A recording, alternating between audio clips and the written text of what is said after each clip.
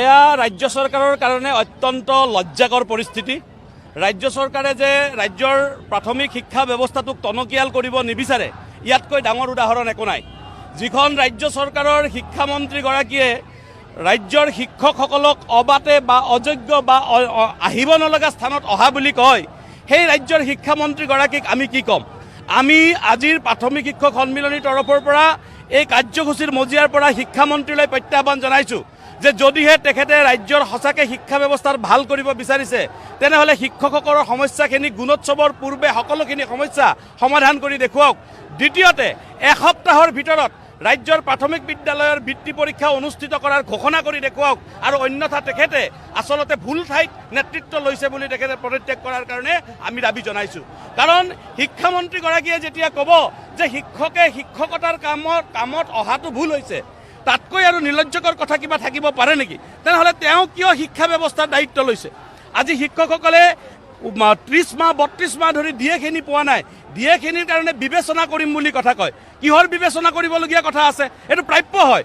নতুন কিবা এটা দিবলগীয়া হ'লে বিবেচনা কৰিব, সেইটো এটা বেলেগ বিষয়। কিন্তু প্ৰাপ্য ডিএখিনি দিয়াৰ কাৰণে যিখন চুক্তিত আপোনালোকে স্বাক্ষৰ কৰিছে, সেই চুক্তিখন ভংগ কৰাৰ অধিকাৰ আপোনালোকে ক'ত পালে?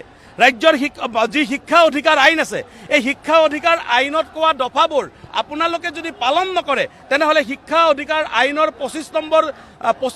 25B ক্লজত লিখা আছে যে এই আইন প্ৰযোজ্য নকৰাসকলক কেন্দ্ৰীয় চৰকাৰে বা চৰকাৰসমূহে ব্যৱস্থা গ্ৰহণ কৰিব লাগে। আপোনালোকৰ ওপৰত ব্যৱস্থা কোনে ল'ব? আমি মুখ্যমন্ত্ৰী ডাঙৰীয়াক হস্তক্ষেপ কৰাৰ কাৰণে আহ্বান জনাইছোঁ। মুখ্যমন্ত্ৰী ডাঙৰীয়াকো কৈছোঁ যে হে মুখ্যমন্ত্ৰী ডাঙৰীয়া, ভয় নেদেখুৱাব।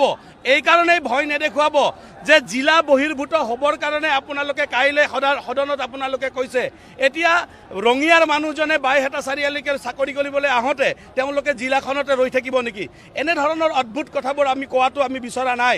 আমি এই কথাটো বিচাৰিছোঁ যে যদিহে কেন্দ্ৰ ৰাজ্যৰ বিজেপি চৰকাৰৰ সাহস আছে, জনসাধাৰণৰ প্ৰতি দায়বদ্ধতা আছে, তেনেহ'লে ৰাজ্য চৰকাৰে কিছুমান নতুন আইন কৰি দেখুৱাওক।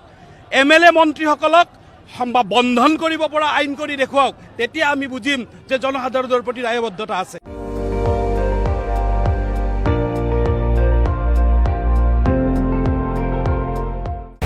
আপুনি চাই আছে ND24, সৰ্বশ্ৰেষ্ঠ নহয় সৰ্বোত্তমৰ দৌৰ।